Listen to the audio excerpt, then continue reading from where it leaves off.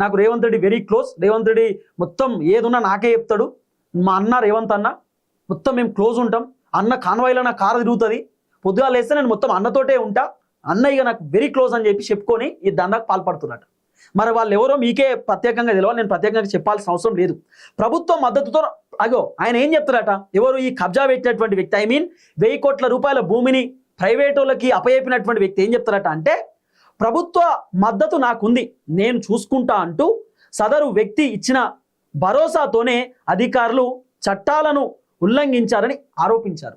ఆయన చెప్తారట, Revanth Reddy full support ఉన్నది, నాకు ప్రభుత్వం ఫుల్ సపోర్ట్ ఉన్నది, నేను ఏం చేసినా నడుస్తుంది, నేను చెప్పినట్టు చేయమని చెప్పి ఆ వ్యక్తి చెప్తే అప్పుడు ఎంఆర్ఓలు పేపర్లు అటు ఇటు తారుమారు చేసి ఉన్న పేపర్లను ఖతం చేసి గవర్నమెంట్ భూములన్నీ ప్రైవేట్ ఓన్ చేతిలో పెట్టుడు.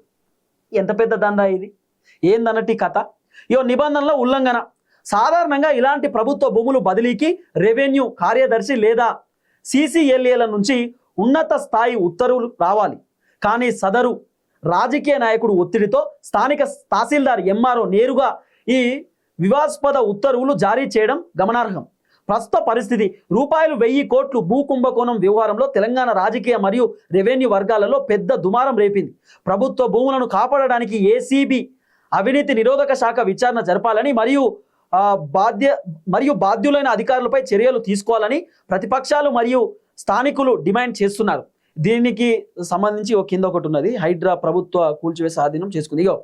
ఇక గమనిక ఏంటంటే, దీనికి సమాంతరంగా శంషాబాద్ పరిధిలోని ఎయిర్పోర్టు కాలనీ మరియు ఇతర సర్వే నెంబర్లలో జరిగిన అక్రమ కట్టడాలను రెవెన్యూ అధికారులు మరియు హైడ్రా ఇటీవల కూల్చివేసి ప్రభుత్వ భూములను స్వాధీనం చేసుకుంది. ఎంత గమ్మత్ చూడండి.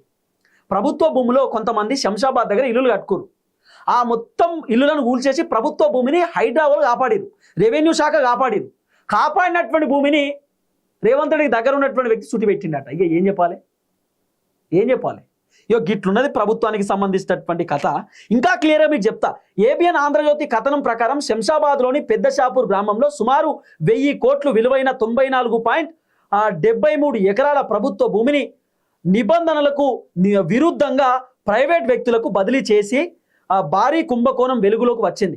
ఈ ఘటనపై స్పందించిన ప్రభుత్వం అక్రమ ఉత్తర్వులు జారీ చేసిన తహసీల్దార్ను సస్పెండ్ చేసి భూ బదిలీపై స్టే విధిస్తూ దర్యాప్తుకు ఆదేశించింది.